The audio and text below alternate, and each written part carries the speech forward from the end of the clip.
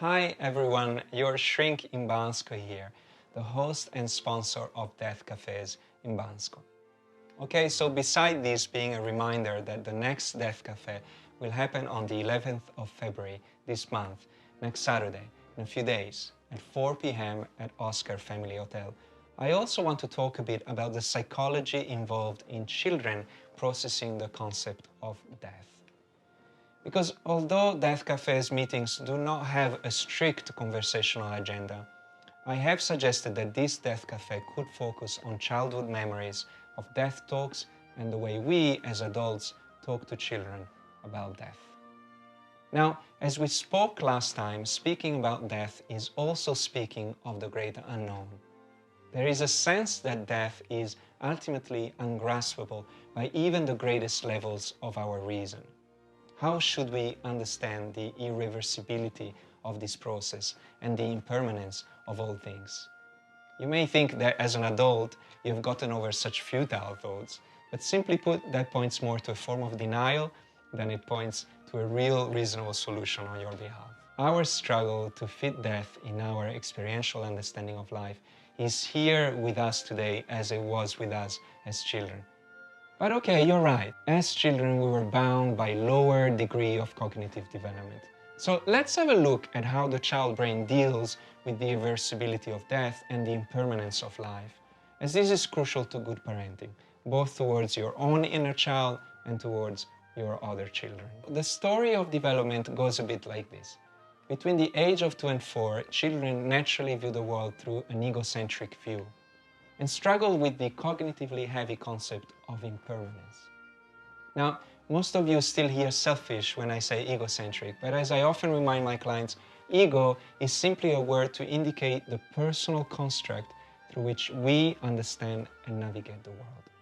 At this point of development, a child is still completely egocentric because he cannot process the idea that others have separate minds or lives of their own.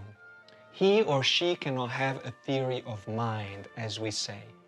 Egocentric therefore points to a child's way of interpreting the world exclusively from his own point of view. And this point of view has no concept of time. The child may say things like, "My mommy died, but she's going to be home soon." Something we may laugh about, but something we should ponder on. In this context, death is something equating a tearing of the physical body, a profound physical abandonment. Moving on, between the age of 4 and 7, children still struggle with the concept of impermanence and see death as reversible.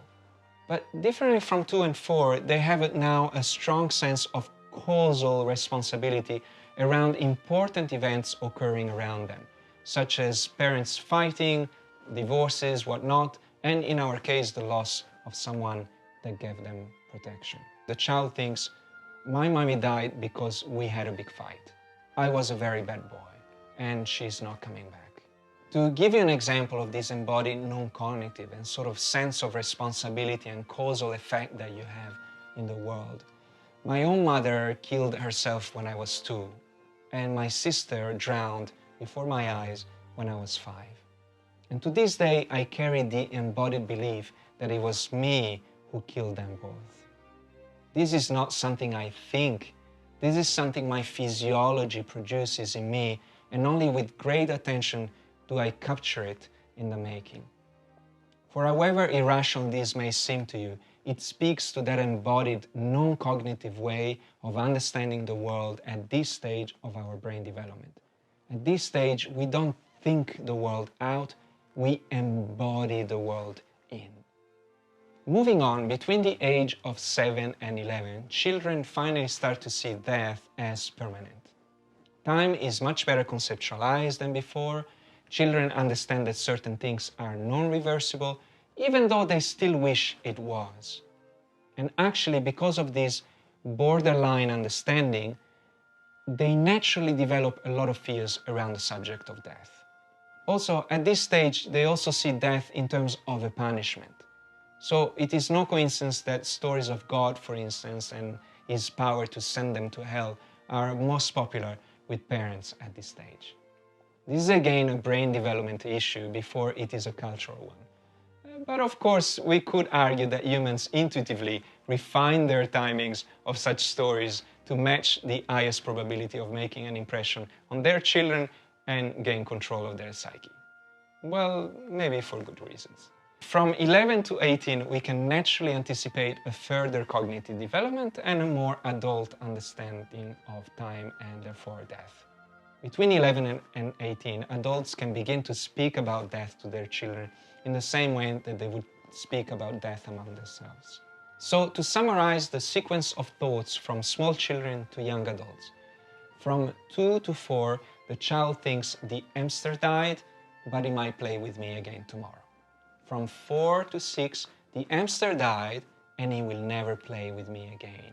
Or all people die and we never play again together. From 6 to 9, Grandpa might die in the future and I will never play with him again. Or Mommy and Daddy might die when they're old. Finally, from 11 to 13, I might die when I get old, or Mommy and Daddy might die tomorrow, a bit further down the line, or I could die tomorrow. As you know and probably recognize, these sentences are quite spread apart in terms of time. We may get to around the age of 20 before we can really say the words, I could die tomorrow. So now in relation to grief and the processing of death loss. Typically, it can take up to 6 years for a child to complete their grieving, rather than the average 2 for adults. And because their attention on the loss fluctuates widely as they are taken through the strong developmental milestones they have to face, their brain has to face, there's a tendency in adults at this age or through this process to think that the child has stopped their grieving or that they are just fine, or even that they don't really care anymore about the loss. But grieving in a child is an output of brain development, and the complexity added at each milestone translates into a slower grieving process. Sentences like, "You're being a really strong boy," or "Despite your mom dying, you're still such a sweet girl," reinforce ideas that it is good to remain silent about the loss, something that can be very hard for children to maintain.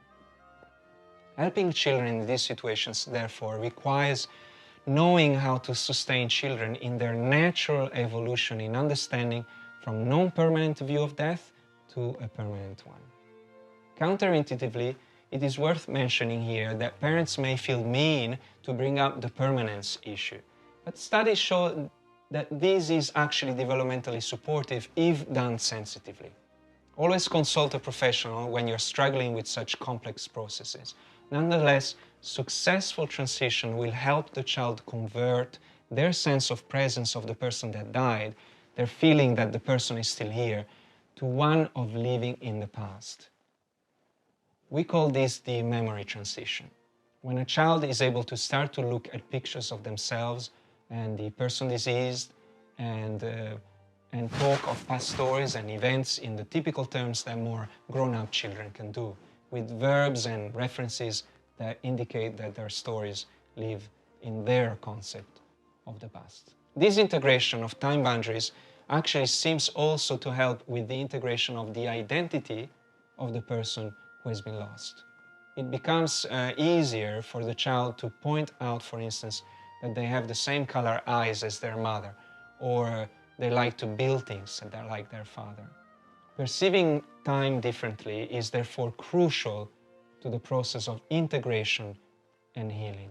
Okay, this is more or less all that you need to know when thinking about death, grief, and children. However, all I've talked about so far is to do with more or less normal cases of death. There is another layer to this story that needs to be mentioned, one that aggravates and complicates these processes of integration and grief quite significantly. I'm talking here about trauma. When traumatic responses to the loss occur, the aspect of memory and integration is complicated quite dramatically by an internal instinct to avoid the memory of the loss, which sometimes leads to the desire to form a very, very close bond with the memory of loss, and some other times a desire to avoid the memory at all costs. This is often a motive for further complications in the family, one I observe quite frequently actually, because one member of the family takes one strategy and another member may take another, thus opposing and polarizing the family system. Nonetheless, let it be known that quite universally, sadness, which is the foundation of loss, often takes a backseat to fear. And fear will always motivate behaviors that aid in covering up the process of sadness, thus prolonging the process of grief and integration. So pay careful attention to sadness and don't allow fear to overcome the connection and contact with this important emotion. So before I leave you, let's briefly see what determines in general lines that a loss is traumatic. Okay, one is the manner in which the death occurs. For instance, sudden or violent losses are always more potentially traumatizing than slow and non-violent anticipated losses. Second, any significant added change taking place around the time of the loss or just after is going to amplify the severity of the response of the loss. For instance, moving country, town, house or school, or losing an uncle or a grandparent or a sibling are all issues that are going to aggravate the process of loss quite significantly. Finally, the security and sense of general safety that the child has in his or her home environment and the child's temperament will also impact quite majorly on the process of integration.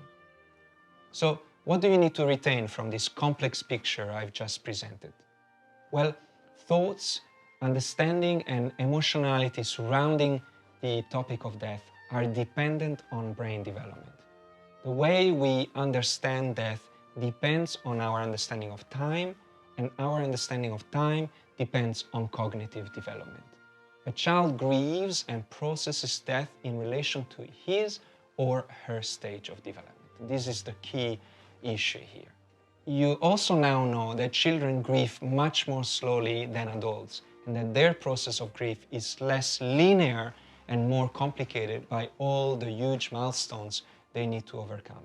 That's it, folks. The next Death Cafe will happen on the 11th of February, a Saturday at 4 p.m. at the Oscar Family Hotel. The link to the event is in the description, and it really helps to know whether you're coming or not. And if this is the first time you have heard about the Death Cafe, please check my earlier videos on the event page where I introduce and explain what Death Cafes are about.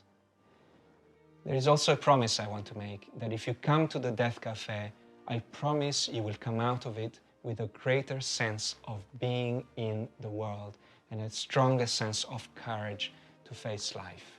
This is my promise to you, as much as my promise is that if you let me know you're coming, you're going to have a cake slice.